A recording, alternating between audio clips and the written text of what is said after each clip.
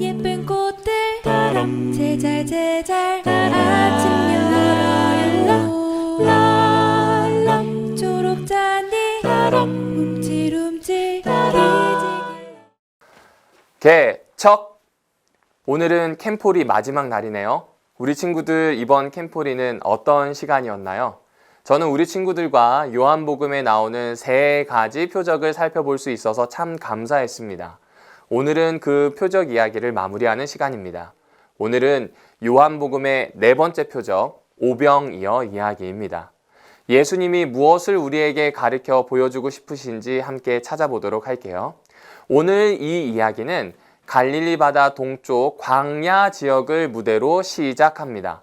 수많은 군중들이 예수를 따라왔습니다. 특별히 요한이 광야에서 일어난 일이라고 강조하고 있습니다. 이것은 오늘 일어날 사건인 이 배고픈 군중을 먹일 방법이 그곳에서는 쉽게 찾을 수 없다는 걸 우리에게 알려주기 위해서입니다. 예수님과 그의 제자들은 언덕 위로 올라갑니다. 그들은 거기에 앉아 군중들이 그들에게 다가오는 것을 바라보았습니다. 예수님은 빌립에게 우리가 이들을 먹이려면 어떻게 해야 하는지 묻습니다. 여러분 방금 뭐라고 얘기했죠? 그곳은 광야입니다. 그래서 예수님의 이런 요구는 이상한 요구입니다. 이 요구가 터무니없다고 생각한 빌립은 이렇게 대답합니다. 200데나리온의 빵으로도 부족합니다. 안 돼요. 그러자 이번엔 안드레가 역시 터무니없어 보이는 정보를 갖고 오늘 이야기가 벌어지는 무대 중앙으로 나옵니다. 여기 이 아이가 있습니다. 이 친구가 가진 음식 보리떡 5개와 물고기 2마리가 있습니다. 라고 말이죠. 그러자 예수님은 모두에게 먹일 수 없는 3발의 피 같은 이 하찮은 선물을 받아 들고서 수천 명의 사람들을 초청하여 풀밭에 앉게 하십니다. 그리고 하늘을 향해 감사 기도를 하고 나누어 주기 시작합니다. 기적이 일어나죠. 앉은 모든 사람이 배불리 먹었습니다. 그리고 그렇게 남은 부스러기를 모아보니 12광주리가 되었다라고 요한은 기록하고 있습니다. 사실 이 이야기는 어린이가 자신의 모든 것을 들여서 주님께서 귀중히 쓰셨다는 헌신에 대한 이야기로 자주 쓰입니다. 사실 이 이야기는 어린이가 자신의 모든 것을 들여서 주님께서 소중히 쓰셨다는 그 이야기를 하려는 것이 아닙니다. 오히려 이 이야기는 출애굽과 연결되어 있습니다. 여러분 잘 생각해 보세요. 출애굽은 그 밤에, 그러니까 이집트를 떠나기 전날 밤에 사람들이 모두 모였습니다. 그리고 양을 잡았고요. 양을 요리합니다. 사람들이 모여서 식사를 하고 그 다음날 홍해를 향해서 출발합니다. 홍해에 다다랐을 때 모세는 하나님께 기도하였고 하나님께서 홍해를 갈라지게 하신 그 바닥으로, 강 바닥으로 건너서 가나안을 향해 나아가게 됩니다. 그 모습이 요한복음 6장과 참 많이 비슷합니다. 요한복음 6장의 이 수많은 군중이 광야로 모입니다.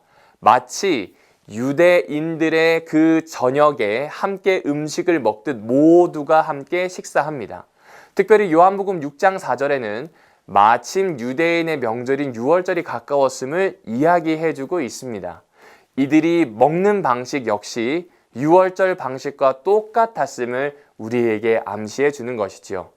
출애굽하려고 했던 조상들이 그 저녁에 먹고 남은 것은 불살라 하나도 쓰레기가 나오지 않게 했던 것처럼 이들은 예수님과 함께 보리떡 5개, 물고기 2마리를 먹고 남은 것은 모아 12광주리가 되게 합니다. 이제 조상들이 모세를 쫓아 홍해를 건넜던 것처럼 이들은 제자들과 함께 강을 건너시는, 갈릴리 바다를 건너시는 예수님을 봅니다. 모세는 강 바닥으로 건넜다면 예수님은 그 폭풍우 치는 강 위를 걸어 제자들을 돌보셨고 강 건너편으로 가게 되었습니다. 어떻습니까? 딱 보아도 출애굽기를 염두에 둔 이야기이죠. 그렇다면 왜 이 이야기를 표적으로 쓰셨을까요? 여기에는 굉장히 귀중한 이야기가 있습니다. 요한복음 후반부에 보면 나는 생명의 떡, 나를 마시는 사람은 목마르지 않겠다라는 표현이 나옵니다. 이 말은 출애굽 당시에 먹었던 떡과 출애굽 당시에 마셨던 물은 여전히 목이 말라 매일매일 찾아야 하지만 예수를 만나게 된다면 예수를 만나 6월절에 먹는 그 음식처럼 예수를 그 안으로 받아들이기만 한다면 예수님을 내 속으로 들어오시도록 허락하기만 한다면 나를 열기만 한다면 예수께서는 나를 채우시고 나를 새롭게 하실 것이라는 이야기를 여기에 넣어주고 있습니다. 우리에게 캠프리가 그런 시간이 아니었을까 생각을 해봅니다. 예수님을 받아들일 수 있는 시간 말입니다. 예수님 앞에 나아갈 수 있는 시간 말입니다. 이 사람들이 광야에서 예수님을 만났듯 여러분의 편안한 집을 떠나서 여러분의 익숙한 학교를 떠나서 텐트를 치고 약해진 모습으로 서로가 서로를 도우며 이 안에서 3, 4일을 살았습니다. 이곳에서 예수님과 함께 동행하기 시작했습니다. 이곳에서 예수님을 여러분의 마음으로, 삶으로 받아들이기 시작하였습니다. 이제 이 걸음이 어디를 향해 갔을까요? 가나안을 향해 갔던 것처럼 우리 역시 하늘 가나안을 향해 오늘의 삶을 걷는 그런 귀한 결심이 우리 친구들에게 있기를 바랍니다. 첫째 날, 둘째 날, 셋째 날 그 모든 이야기를 한마디로 요약하는 것이 이 오병이어의 이야기입니다.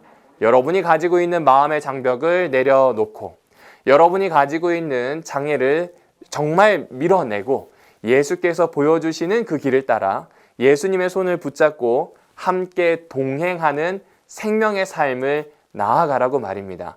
떡을 먹듯 예수님을 여러분 속으로 받아들여 새로운 삶을 향해 나아가라는 그런 귀한 메시지와 용기의 메시지가 우리들 앞에 있습니다. 자, 여러분 이제 어떻게 하시겠습니까? 함께 이 시간을 보낸 이후 세상을 향해 나아갈 때 주님과 함께 나아가시겠습니까? 아니면 이곳에서 좋은 추억을 만들었고 이곳에서 함께했던 기억만을 남겨두고 나아가시겠습니까? 선택은 우리 친구들에게 있습니다. 어드벤처러, 탐험가죠. 예수님과 함께 일상을 새롭게 사는 귀한 탐험을 함께 하게 되기를 주님의 이름으로 축복합니다. 같이 기도하겠습니다. 모든 일정이 끝났습니다. 그리고 그 일정 끝에 주님과 함께 나아가기를 결심해 봅니다. 저희와 동행해 주십시오. 하나님의 은혜와 평화가 우리 친구들에게, 부모님들에게, 함께 모인 모든 교회에게 있게 하여 주시옵소서. 그래서 주님의 손 꼭 붙잡고 일상을 주님과 함께 살아가는 새로운 탐험을 할 수 있도록 인도해 주십시오. 예수님의 이름으로 간절히 기도합니다. 아멘.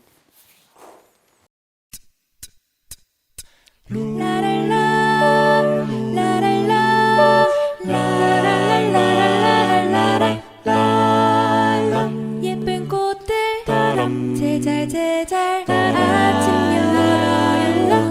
여름 초록잔디 움찔움찔 기지개